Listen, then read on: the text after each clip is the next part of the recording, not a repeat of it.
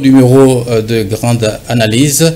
L'actualité reste dominée par les dialogues entre Kinshasa et les M23. Est-ce que Kinshasa a fléchi suite aux pressions internationales pour avoir les dialogues directs avec les gens qui ont endeuillé des milliers de Congolais à l'est de la République démocratique du Congo? J'ai cité ici AFC M23, dirigé par Kone Nanga. Nous allons en débattre au cours de cette émission. Le gouvernement d'union nationale, tout le monde en parle, les interrogatoires sont sur toutes les lèvres, les états-majors s'activent. Comment entrer dans ce gouvernement d'union nationale? Est-ce que l'opposition va accepter la main tendue du président de la République, Félix Antoine Tshisekedi Tshilombo? Bien d'autres sujets qu'on a désiré 2 ans déjà. Pour quel bilan? Une structure des armements et la sécurité internationale, une structure du ministère de l'Intérieur, 2 ans déjà. Pour quel bilan? Voilà autant de sujets sur lesquels nous allons débattre avec mon invité, lui qui est l'habitué de cette émission. Lui, il s'appelle Joseph Kayembe. Joseph Kayembe, bonjour et bienvenue dans Grande Analyse. Merci beaucoup cher Apollinaire, merci pour l'invitation et je profite aussi de l'occasion pour dire, pour saluer tous les téléspectateurs et aussi tous les internautes de cette grande émission, et je suis content de participer à cette rencontre ou soit à cette émission. Très bien, je rappelle que vous êtes le chargé de la sensibilisation de la CONADESI. Donc, je l'ai dit au sein de cet entretien, c'est une structure apparentée au ministère de l'Intérieur qui s'occupe de la sécurité internationale et des armements, c'est ça? Oui, je suis directeur chargé de sensibilisation et communication. Il faut dire que la CONADESI, c'est la Commission nationale du désarmement, sécurité internationale et lutte contre les terrorismes. Comment FM Télévision n'a jamais couvert vos activités? FM Télévision va vraiment faire ce travail-là. Comment? J'explique. Parce que vous savez, vous venez de dire que 2 ans, mais ce n'est pas 2 ans, c'est plusieurs années. Donc, la CONADESI était entre les poches des individus. Mais il fallait qu'il y ait quelqu'un qui va quand même révolutionner les choses, qui va prendre les choses à main, qui va former les jeunes gens, les envoyer sur le terrain. Je pense qu'au cours de cette émission, vous allez voir des images, les travaux que nous sommes en train de travailler, même à Kinshasa. Nous avons des éléments partout sur l'ensemble du territoire national, même dans d'autres provinces que la CONADESI n'a pas été encore installée. Très bien. Je vais en train d'aller vif pour dire quand même et répondre que FM Télévision va couvrir toutes les activités et son attaché, son responsable est déjà l'un des communicateurs ou le membre de la cellule de la communication de la CONADESI. Voilà, merci beaucoup pour l'honneur que vous faites à la Fondation Maloua et également à nous, les responsables de la télévision. Entrons dans le vif du sujet. Le chef de l'État Félix Antoine Tshisekedi s'est déplacé, il a rencontré son homologue angolais, João Lourenço, et à l'issue de cette réunion, nous apprenons que le gouvernement angolais a émis le vœu de voir Kinshasa discuter, dialoguer directement avec AFC M23. Donc, comment vous avez accueilli cette nouvelle?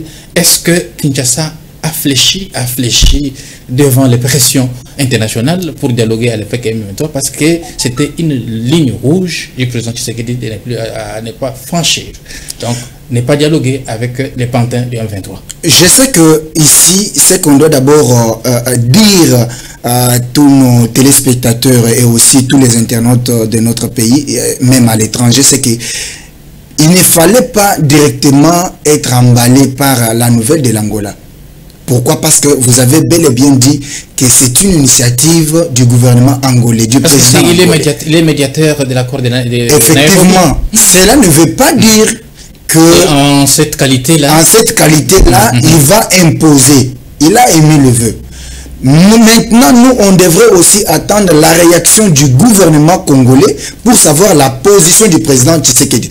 Et aussi, il faut signifier que même si l'Angola peut demander ou soit proposer cette médiation, ces dialogues, cela ne veut pas dire qu'effectivement, le président Tshisekedi va accepter de rester face en face avec ces gens-là. Je m'explique. Dans quel sens? Parce que déjà, par rapport aux groupes armés, toutes les revendications, c'est déjà bien traité. Nous avons l'accord de Nairobi, nous avons aussi l'accord aussi de Luanda.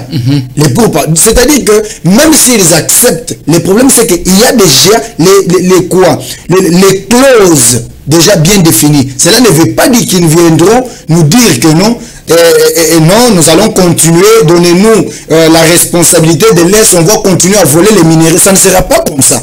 Parce que ne voyez-vous pas que les médiateurs Joël Lorenzo entrent dans la même ligne droite avec ce qu'ont entamé ici les prêtres catholiques et les amis de l'ESC sur les pactes sociaux et c'est différent chez social. Ils ont entamé des contacts avec les acteurs clés de la société congolaise, mais également au-delà des frontières. Ils sont allés voir au niveau de l'Afrique. Ils ont vu les AFC Nanga, ils ont vu le président Paul Kagame. Ne croyez pas que ce travail... Cher Apollinaire, je suis pressé pour donner la réponse. Oui, c'est presque la même démarche. Ce n'est pas la même démarche. Ce n'est pas la même démarche. Parce que ici, les prêtres donnaient l'impression des gens qui avaient déjà un agenda caché. Vous savez tout. Vous avez appris même que Monseigneur Cholé, il vous disait, selon certaines langues, selon ce qu'il disait à certaines personnes qui le préparaient le départ de Tshisekedi. Donc, ce n'est même pas le même schéma, ça n'a... Donc, il n'y a même pas les liens entre les dialogues entre parenthèses de Luanda et ce que le prêtre était en train de faire. Parce que quand on veut bien pénétrer ce que les prêtres étaient en train de faire, c'est différent. On peut comprendre que comment les serviteurs de Dieu, entre guillemets, peuvent se donner le pouvoir d'aller même au-delà de leurs prérogatives pour dire que non, nous sommes en train de préparer le chemin pour un autre président. Donc, papa, non, mais bref, on peut comprendre. C'est pas ça leur démarche. Leur démarche, c'est juste proposer des pistes de solutions pour que la paix soit durable. Quelles sont ces pistes de solutions? Parce qu'ils ont appelé les pactes sociaux et les vivre ensemble. C'est quoi les pactes selon eux? Pacte social. Parce que là, ce que je dis, tous ceux qui ont eu l'accès à leur discussion et qui ont eu le temps de comprendre leur plan, il y a eu ce que moi je vous dis ici. Je ne suis pas le premier, excuse de le dire sur le plateau de télévision. Il y a eu déjà un plan selon eux étaient en train de dire qu'ils sont en train de préparer l'arrivée de notre président, la démission du président Tshisekedi. C'était parmi leurs plans. Voilà pourquoi ils pouvaient... Dis-moi d'abord, parce que nous parlons de pacte et tout ce que le prêtre était en train de faire. Dis-moi là où ils ont eu des moyens de faire tout ce voyage-là. Donc ils étaient en contact avec tous ces gens, même y compris Kagame. Vraiment, je voulais bien, cher Apollinaire, épargner nos téléspectateurs par rapport à ce que les prêtres étaient en train de faire, parce que ça n'a aucun sens pour les serviteurs de Dieu de commencer... On envisage aussi les dialogues tels que représente le président Joël Lorenzo. Il faut discuter, dialoguer directement avec M23. Mais il y a la différence, je venais de le dire. Pour eux, ça va aboutir je dirais, à une transition avec un autre président à la tête du pays. Je ne sais pas, ils ont puisé cela dans quel article de notre constitution? Non, c'est pas ça, le pacte social et le vouloir vivre ensemble dans les régions des Grands Lacs. C'est pas ça. Mais c'était quoi? Parce que ce que j'ai dit, ça fait partie de leur plan. Voilà pourquoi vous les avez vus en train de parcourir, je dirais même le monde, l'Europe, un peu partout. Qu'est-ce que moi je veux dire ici? Les gens devraient comprendre que le président Tshisekedi ne s'est pas encore prononcé par rapport à ce dialogue. On ne refuse pas le dialogue. Il a toujours dit qu'il est prêt pour dialoguer avec tout le monde, mais que ce soit pour la paix en République démocratique du Congo. Mais aussi... Pas avec les M23. Pas avec les M23. Pourquoi? Parce qui ont endayé. Effectivement. Mais si aujourd'hui, il peut y arriver, ce n'est pas une honte, ce n'est pas un péché d'accepter, peut-être de les écouter à travers notre canal. Mais ça ne sera pas de la même manière. Parce que ici, il faut dire que pourquoi le président Tshisekedi refuse ou refuser, s'il a changé, refuser de parler avec les M23. Il faut expliquer ça.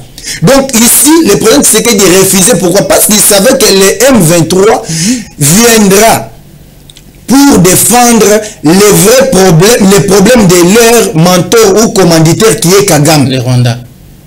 Vous voyez pourquoi le président Tshisekedi refusait. Voilà pourquoi le président Tshisekedi disait qu'au lieu de rester avec les pantins, il fallait parler directement avec leur mentor, les commanditaires même de la situation. Donc voilà pourquoi il est refusé. Mais s'il y a une autre façon de voir les choses par les M23, parce que ici je répète, ça ne sera pas question de parler les situations du genre, nous allons intégrer l'armée, nous aurons la même mise sur la partie est de la République, Kagame va continuer à faire nommer les gens là-bas, on doit voir les couloirs économiques, on viendra toujours voler, ça ne sera pas sur la table pour discuter. Donc voilà pourquoi nous voulons d'abord voir là où nous allons arriver avec cette proposition. Si réellement le président Tshisekedi est d'accord, on le saura. Mais juste là, on n'a pas encore eu ni le communiqué, ni la sortie médiatique officielle du gouvernement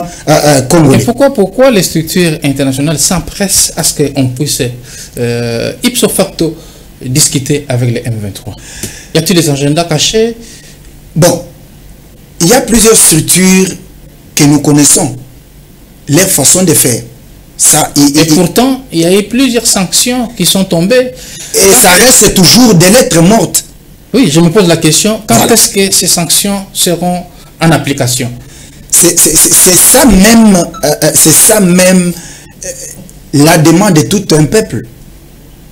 Parce qu'on a sanctionné les Rwandais pour avoir tué, massacré des milliers de Congolais. On voudrait bien voir la communauté internationale, on voudrait bien voir toutes les grandes puissances venir et dire au M23 à travers le Rwanda, niet, que rester dans leur bureau climatisé et continuer à dire que non, ils doivent arrêter. Voilà pourquoi nous disons qu'effectivement, ce que vous venez de dire, on peut comprendre qu'ils ont des agendas cachés.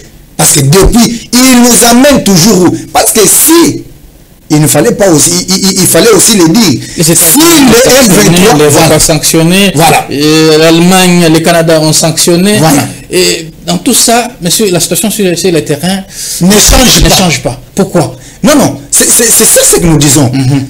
Avec cette allure, même si on peut accepter aujourd'hui qu'il y aura les dialogues à Luanda, sachez que ça n'aboutira à rien.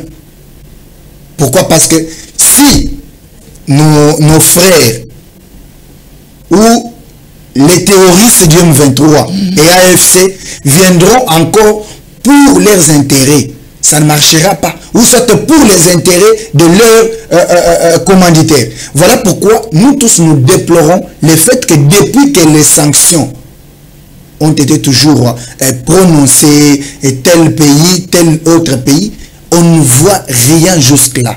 Sur terrain, les M23 continuent encore à massacrer, à tuer, à voler les minéraux à travers le Rwanda. Et on se demande si réellement la communauté internationale et d'autres grandes puissances sont sincères envers la République démocratique du Congo. Très bien. Une autre question. L'ancien président de la République, Joseph Kabila Kabange, dans une interview accordée à la presse namibienne, il dit qu'il a encore un peu d'énergie pour servir la nation. Par quelle baguette magique va-t-il servir la nation? Oui, en quelque sorte, il a raison, parce qu'il peut servir la nation en tant que sénateur à vue. Il n'est pas actif. Mais c'est ça. Il veut revenir aux Non, ça n'arrivera pas. Ça, il fallait le dire. Il a fait des nominations au sein du PPRD. Minako est devenu le vice-président du parti. N'est-ce pas la volonté des partis de s'organiser pour la conquête du pouvoir? Oui, comme tout parti politique a comme objectif de conquérir le pouvoir. Oui, il peut organiser son parti politique, mais à travers quelqu'un d'autre. Cher Apollinaire, il faut dire que la République démocratique du Congo, c'est un pays à part. Il a encore un peu d'énergie, il l'a dit. Mais c'est ce que nous disons. Son énergie-là, il peut aussi l'appliquer dans d'autres fonctions. À la société civile, par exemple. Par exemple. il peut aussi, comme il est en train de faire, il peut aussi faire quelque chose sur le plan, même dans le business qu'il est en train de faire dans autre chose. Il n'est pas dit que son énergie, c'est pour revenir président de la République. Ça, il faut oublier. Dans quel pays? Donc, ce sont des choses qu'il faut vraiment éviter, parce que on peut considérer ça comme la distraction. Et bien dans ces dialogues que tout le monde réclame, Joseph Kabila, sénateur à vie, c'est quand même aussi un personnage clé de ce pays. Il peut être aussi invité à ces dialogues pour trouver... Invité, bon, oui, il peut être invité, mais aussi il faut confirmer et aussi dire à travers ses sorties médiatiques, on a compris qu'il est derrière les AFC, les mouvements de Corneille Nangaa et aussi M23, parce qu'il soutient les rebelles, les terroristes qui ont tué les Congolais. Donc on peut l'inviter d'une manière ou d'une autre, parce qu'on peut comprendre, analyser clairement, c'est ce que Félix Tshisekedi vous a toujours dit, Augustin Kabouya l'a toujours dit, et on peut passer des journées où on continue toujours à ingérer Kabouya, à ingérer Tshisekedi et les autres, mais il fallait donner temps au temps pour comprendre qu'effectivement Kabila Joseph est derrière les terroristes qui ont tué les Congolais. Il a fait des sorties médiatiques. Quand est-ce qu'il a déjà condamné ce qui se passe à l'Est? Quand est-ce qu'il a eu même une minute de compatir avec des milliers de Congolais que le Rwanda a tué à travers ces gens-là? Il a trouvé que la situation perdure donc, à l'Est du pays. Il s'invite, il veut donner quand même sa contribution, infime soit-elle. Quelle autre contribution dès lors qu'on a compris qu'il est, c'est lui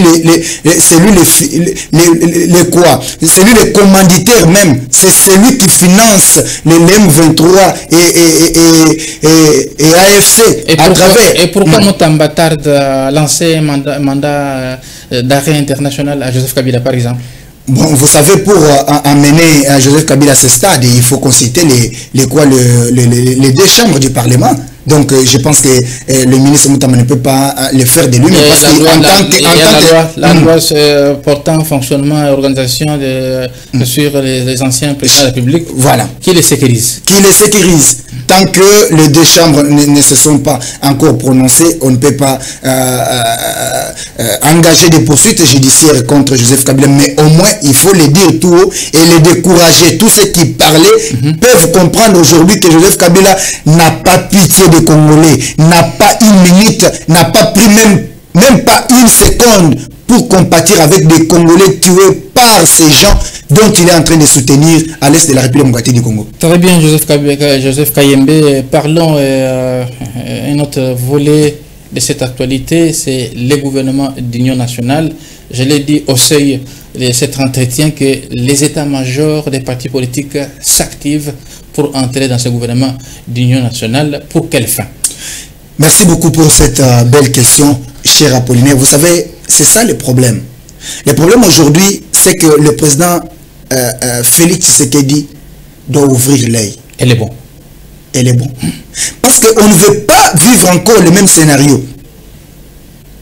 Vous allez constater que les gens qui ont échoué lamentablement, ils veulent revenir. Et d'autres qui n'ont même pas la capacité d'apporter quelque chose veulent entrer aussi dans le gouvernement. Et si vous regardez bien, quand il a juste annoncé la sortie ou la formation du gouvernement d'union nationale, c'est alors que d'autres qui étaient devenus calmes, qui ne parlaient pas, se sont réveillés pour faire des activités, pour descendre sur le terrain. Alors qu'à l'époque, il pensait que Nanga allait venir dans 2 ou 3 jours directement à Kinshasa et faire tomber le pouvoir de Kinshasa. Il ne parlait pas. Mais il continue à bouffer avec l'argent l'argent de l'État et être tout autour du président de la République. Moi, je pense qu'au jour d'aujourd'hui, que le président a compris et il devrait bien faire les choses. Et il doit éviter de s'entourer avec des vautours. S'entourer avec les gens qui n'ont rien à perdre pour la République démocratique du Congo. Ils sont là uniquement pour leurs propres intérêts. Voilà pourquoi vous voyez aujourd'hui, ils sont sur le terrain, ils donnent des messages, etc. Mais vous les avez vus, quand Goma est tombé, Bukavu est tombé, combien sont passés même par ici, même à travers d'autres médias, pour ne fût-ce que dire un mot, tenons, Félix Tshisekedi, nous sommes avec vous. Non, non. Mais il faut attendre que le président leur dise en face que je suis déçu de la façon dont vous travaillez. Même cette histoire de l'union sacrée, tout le monde était dans sa maison. Ils étaient déjà en contact avec Nanga. Ils attendaient qu'on leur dise tout simplement que Nanga est à Kinshasa. On a restructuré l'union sacrée. Mais pour quelle fin, cette histoire-là? Il y a eu des nouvelles tests qui sont entrées.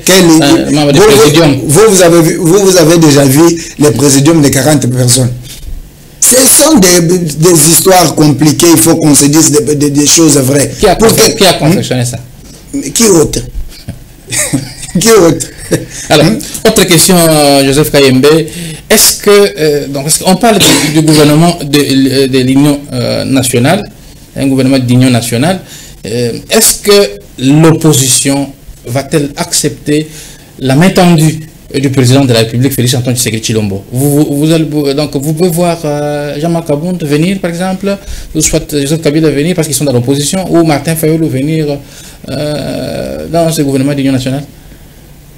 Je pense qu'une opposition républicaine, dont notamment ce que l'ancien Premier ministre est en train de faire, Mozito, et les autres qui ont l'amour de ces pays. Quand deviendra-t-il si ces gens n'acceptent pas la main tendue du président? Le Congo va toujours avancer.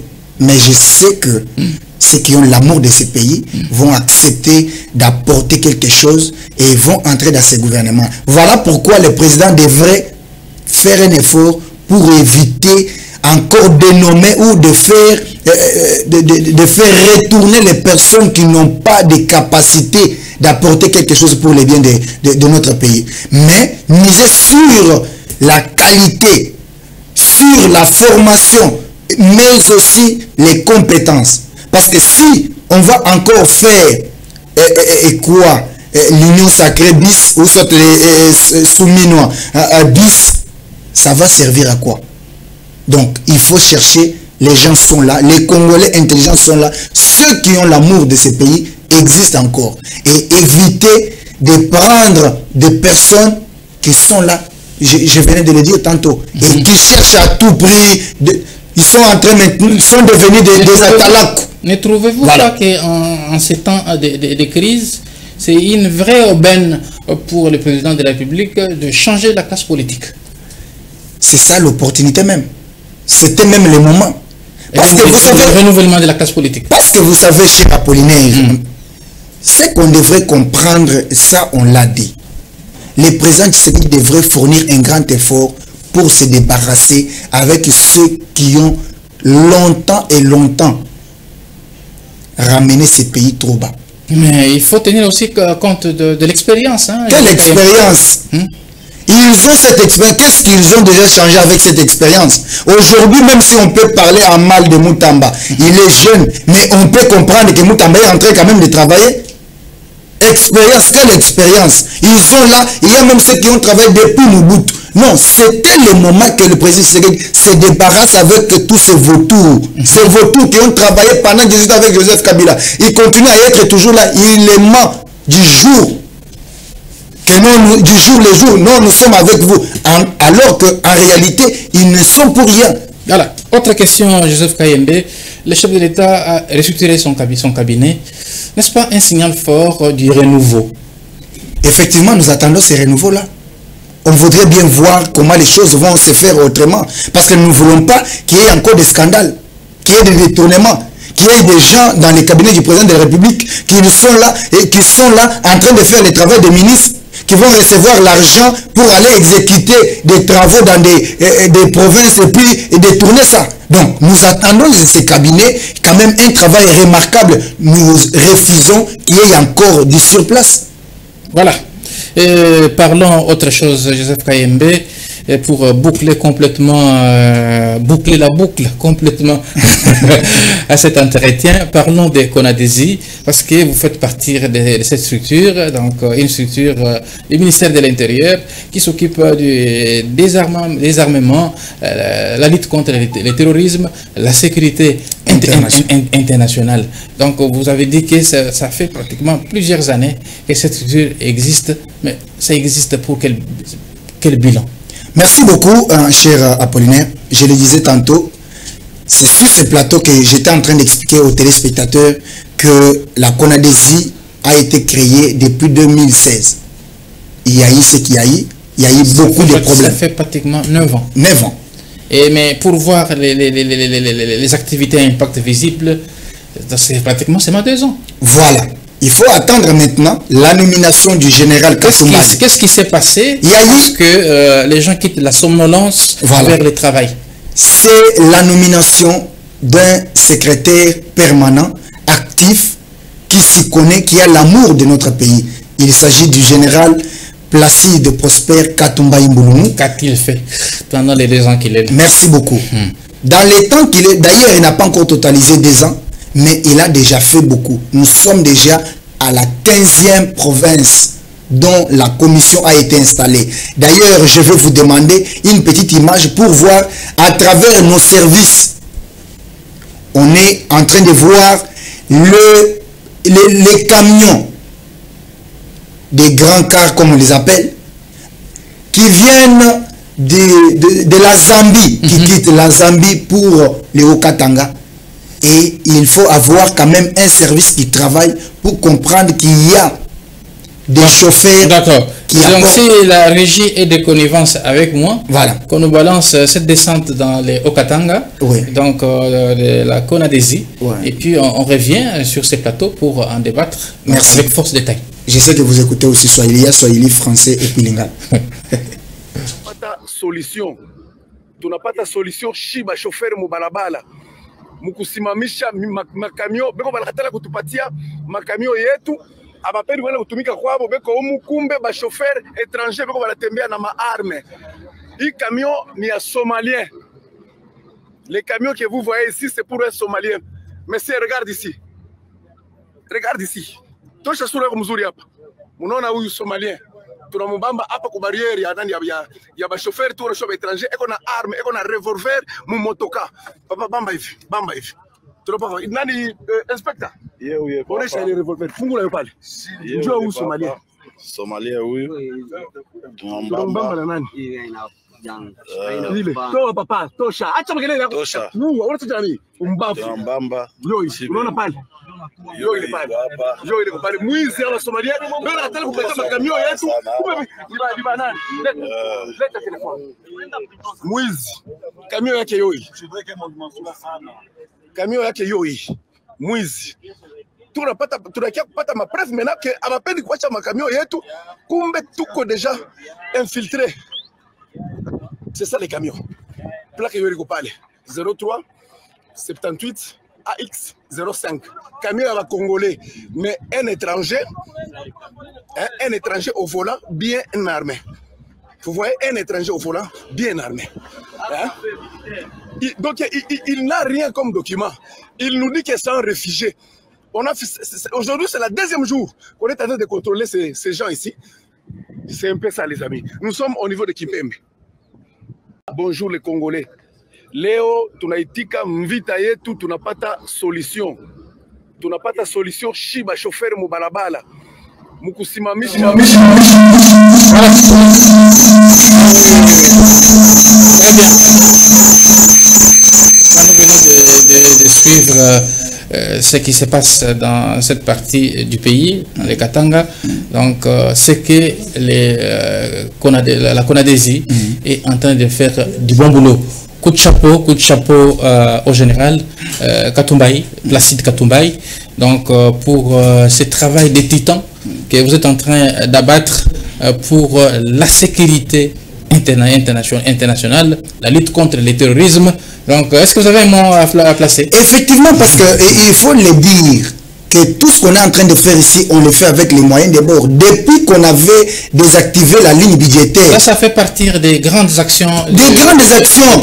Ça s'est fait comme ça sur l'ensemble du territoire national. Mais si vous n'avez pas de moyens, parce qu'il faut envoyer les gens sur le terrain, il faut avoir des matraques, il faut avoir des instruments, des matériels qui détectent qu'effectivement vous avez des armes. Et on doit faire ce travail. Si on ne fait pas bien ce travail, on aura toujours les problèmes de mort, d'insécurité dans notre pays. Voilà pourquoi la CONADESI est en train de faire. Ça, c'est les résultats de ce qu'on est en train de faire. Et nous demandons à l'autorité budgétaire, notamment le ministre du budget, et aussi au gouvernement de pouvoir activer la ligne budgétaire de la CONADESI. Il y a une quantité qui a été allouée à cette structure. Mais effectivement, on n'a pas encore réussi ça.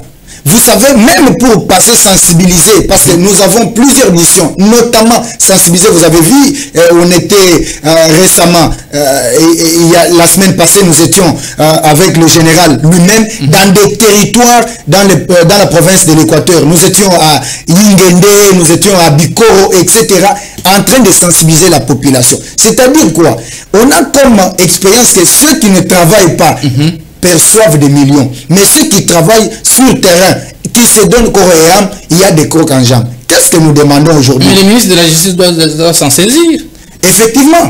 Mais celui qui est chargé de ça, c'est le ministre du budget. Voilà pourquoi vous voyez ce qu'on vient de faire. C'est à travers la CONADESI qu'on est en train de détecter et là, tout ce qui vous travaillez avec les moyens de bord. C'est ce que j'ai dit. La subvention du gouvernement. J'ai dit que nous travaillons juste avec des moyens de bord. Ou soit c'est le VPM qui peut nous venir en aide. Parfois, c'est une structure, voilà. Sa gestion. Voilà. Ouais. Il peut aider, mais le reste, c'est toujours le général Kaltumbaï avec nous qui se battent même pour faire tout ça. Et c'est comme ça sur l'ensemble du territoire. Quand vous allez dans toutes les provinces là, vous allez comprendre que les gens, les armes circulent librement. Mais il faut descendre, il faut sensibiliser, faire comprendre à la personne qu'on ne peut pas détenir l'arme de n'importe quelle manière. Toi, tu es de la sensibilisation. Voilà. Pourquoi utiliser cette stratégie comme on l'avait fait à l'époque Ngouemulunda, donc $100 contre armes, pour récupérer. Mais c'est ça le problème. Si on veut faire les $100 contre armes, c'est-à-dire que je vais prendre mes $100 à moi. C'est-à-dire qu'il faut que le gouvernement nous donne des moyens pour même utiliser. Voilà. Même quand nous faisons partie, c'est parmi même les questions que la population nous donne, nous pose. Je vous donne un exemple. À Yingende, Bikoro, etc., on nous demande au cours d'une séance de sensibilisation. Moi, une personne vous dit, j'avais acheté l'arme ici pour faire telle chose. Mais j'ai refusé, je vais rendre l'arme. Mais mon argent va partir comme ça. Mais il faut avoir l'argent pour lui remettre. Parce qu'il était peut-être chasseur, mais il veut abandonner. Et il y a beaucoup de cas comme ça que nous sommes en train de traiter avec des moyens de bord. Donc nous saisissons l'opportunité pour dire au président de la République, pour dire aux services attitrés que la CONADESI, la Commission nationale du désarmement, sécurité internationale et lutte contre le terrorisme, c'est une commission qui est en train de faire un travail remarquable aujourd'hui. Et si on veut bien que la CONADESI apporte son soutien au gouvernement, au président de la République, pour la sécurité sur l'ensemble du territoire national, on doit activer la ligne budgétaire, on doit nous donner des moyens pour encore détecter tous ceux qui détiennent encore ou qui font entrer les armes sur notre territoire national. Merci beaucoup Joseph Kayembe pour cet oral sur mon plateau de télévision, également dans cette grande émission, grande analyse. Donc nous sommes arrivés pratiquement à la fin de cet entretien. Donc en guise de conclusion, donc vous avez 30 secondes pour le mot de la fin. Merci beaucoup. Le dernier mot, c'est demander aux Congolais de continuer à croire encore à ces services, mais aussi nous disons sincèrement merci au général Katumbaï et aussi au VPM de l'intérieur pour les soucis et aussi les soutiens qui ne cessent de manifester à à notre égard, effectivement, à travers le général Katumbai, qui est le secrétaire permanent de la Commission nationale du désarmement, sécurité internationale et lutte contre le terrorisme, parce que nous sommes en train de faire tout pour arrêter l'insécurité dans notre pays. Merci beaucoup, coup de chapeau au général Placide Katumbai pour le travail de titan que vous êtes en train d'abattre donc dans cette commission, mais également au VPM de l'intérieur. Donc, nuit et jour, vous mouillez les maillots pour donner des subsides à cette structure donc, qui s'occupe de la lutte contre le terrorisme et la sécurité internationale, mais également les désarmements. Donc, coup de chapeau. Donc, vous devez continuer sur la même lancée à ce que on ait détecté donc tous ces gens qui détiennent illégalement les armes chez eux. Donc, ça n'est fini complètement pour ces numéros de grande analyse. Donc, je rappelle que nous recevions sur ces plateaux Joseph Kayembe, qui est le chargé de la sensibilisation de la CONADESI. Donc, avec lui, nous sommes revenus sur l'actualité de l'heure, mais également parler de la structure donc, dans laquelle il œuvre. Donc, quant à moi, je vous dis sincèrement merci pour l'attention soutenue que vous ne cessez de renouveler à FM Télévision. Bonne suite des programmes sur nos antennes. Au revoir.